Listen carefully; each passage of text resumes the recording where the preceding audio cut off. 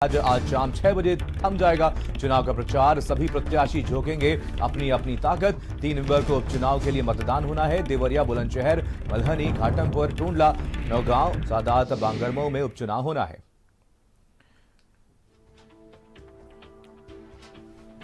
तो आपको बता दें कि सभी प्रत्याशी अपनी ताकत झोंकेंगे। आज शाम 6 बजे थम जाएगा चुनाव का प्रचार। उपचुनाव प्रचार का आज आखिरी दिन है।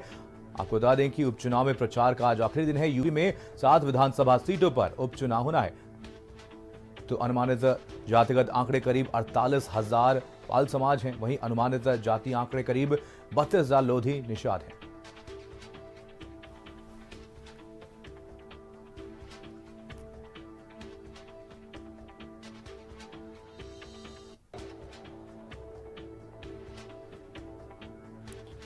चलिए, हमारे साथ हमारे संवाददाता इसी खबर पर और ज्यादा जानकारी के साथ जुड़ गए हैं। जितेंद्र हमारे साथ फिरोजाबाद से जुड़े हैं। विवेक हमारे साथ हमारे संवाददाता कानपुर से जुड़े हुए हैं। वहीं नरेंद्र हमारे साथ हमारे संवाददाता हैं मेरठ से जुड़े हुए हैं। सबसे पहले रुख करेंगे जितेंद्र का। फिरोजाबाद से हमारे साथ हमारे संवाददाता हैं जितेंद्र, आपसे जानना चाहेंगे आज उपचुनाव के प्रचार का आखिरी दिन है, क्या कुछ हलचल आज के दिन देखने को मिल रही है? देखिए मनीष जी, फिरोजाबाद की टूंडला विधानसभा में उपचुनाव है। 3 नवंबर यानी कि कल चुनाव, परसों चुनाव होगा। आज सारी पार्टियां अपने अपने प्रचार प्रसार के माध्यम से अंतिम संदेश देने का काम करेंगी। जैसे आज भाजपा का 1 बजे पैदल जुलूस है, कल समाजवादी पार्टी का साइकिल रैली थी और बसपा ने भी कल शक्ति प्रदर्शन किया था। ऐसी स्थिति में 3,70,000 मतदाता टूंडला विधानसभा में मतदान करेंगे। जातिगत आधार पर बात की जाए तो बघेल, गड़रिया, चक, ब्राह्मण, क्षत्रिय, वैश्य, तीनों त्रिकोणीय संघर्ष है मतदाताओं का। तीनों प्रत्याशियों के पक्ष में अपने अपने जातिगत नेता उतारे गए। रामवीर उपाध्याय के बेटे चिराग उपाध्याय ब्राह्मणों को रिझाने में लगे हैं, तो मोती सिंह जो प्रभारी मंत्री ठाकुरों को रिझाने में लगे हैं, और जातिगत आधार पर तमाम नेता हैं। बघेल समाज को एसपी सिंह बघेल ने आश्वासन देने का काम किया है। ये पूरी ताकतें, ऐसे ही बीएसपी ने सतीश चंद्र मिश्रा को बुलाकर ब्राह्मणों को लुभाने का काम किया है। हमारे संवाददाता कानपुर से जुड़े हुए रुकना चाहूंगा जितेंद्र आपको। विवेक, आपसे जानना चाहेंगे 3 तारीख को मतदान होना है, क्या कुछ तैयारियां चुनाव आयोग की तरफ से की गई हैं? देखिए मनीष, मैं आपको बता दूं कि यहाँ पर जो है घाटमपुर विधानसभा है और जो यहाँ पर पूरी तैयारियां यहाँ पर हो चुकी हैं और जो प्रत्याशी थे अपने अपने तरीके से यहाँ पर जो है चुनाव प्रचार कर रहे थे।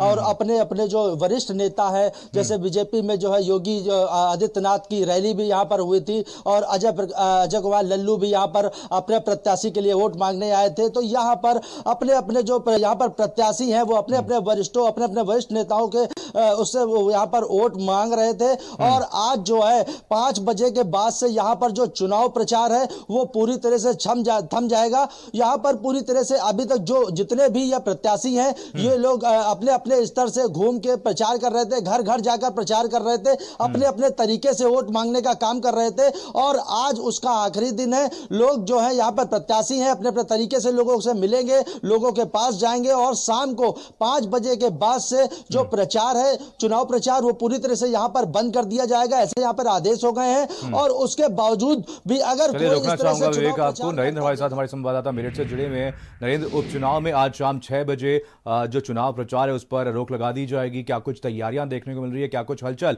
उपचुनाव को लेकर के देखी जा रही है? मनीष, यहाँ पश्चिमी उत्तर प्रदेश में 2 सीटें हैं जिनमें बुलंदशहर सदर और नौगावा सादात अमरोहा की सीट है जहाँ उपचुनाव होना है। और 3 नवंबर को ये वोट डाले जाएंगे। आज शाम को 6 बजे जो चुनाव प्रचार है वो रुक जाएगा। अगर समीकरणों की बात करें तो बुलंदशहर सदर की सीट पर सीधे सीधे बीजेपी का और बहुजन समाज पार्टी से मुकाबला है। वहाँ पर जो समाजवादी पार्टी और आरएलडी का गठबंधन कैंडिडेट है वो गेम चेंजर साबित हो सकता है। दूसरी तरफ नौगामा सादात जो अमरोहा की सीट है वहां पर त्रिकोणीय मुकाबला है। यहाँ पर बसपा, सपा और समाजवादी पार्टी का जो प्रत्याशी है वो आपस में संघर्ष कर रहे हैं और जनता जो है वो ये तय करेगी कि उनको अपना प्रतिनिधि किसको बनाना है। एक बड़ा रुझान है जो अभी जो हालिया घटनाक्रम हुआ बहुजन समाज पार्टी की तरफ से जो राज्यसभा के प्रत्याशियों को कैंडिडेट जो समर्थन देने की बात कही गई, उसके बाद से जो हालात हैं 3-4 दिन से वो बदले हैं और अभी ऊहापोह की स्थिति है वोटर्स में। वो समझ नहीं पा रहे हैं कि उनको जाना किधर है, लेकिन मुझे लगता है कि अगले 48 घंटे में वो तय कर पाएंगे कि उनका वोट आखिर किधर जाएगा। लेकिन इतना जरूर है कि इससे कहीं बीजेपी को नुकसान हो रहा है तो कहीं फायदा भी हो रहा है, कहीं पर जो बसपा है वो नुकसान में है तो कहीं फायदे में भी है। लेकिन जो सबसे बड़ा फायदा है वो इसमें समाजवादी पार्टी और आरएलडी के कैंडिडेट को होगा, क्योंकि जहां से भी वोट टूटेगा वो उनको ही जाएगा। तो इस तरह की स्थितियां यहाँ पर बनी हुई हैं और 3 तारीख की शाम को जो भविष्य है प्रत्याशियों का वो ईवीएम में कैद हो जाएगा। 10 तारीख को वोटिंग का जो रिजल्ट है वो आना है। तो कुल मिलाकर जो समीकरण है अपने अपनी तरफ से बैठाने की सब प्रत्याशी कोशिश कर रहे हैं और ये पूरी तरीके से ताकत झोंक चुके हैं। बात करें बीजेपी की तो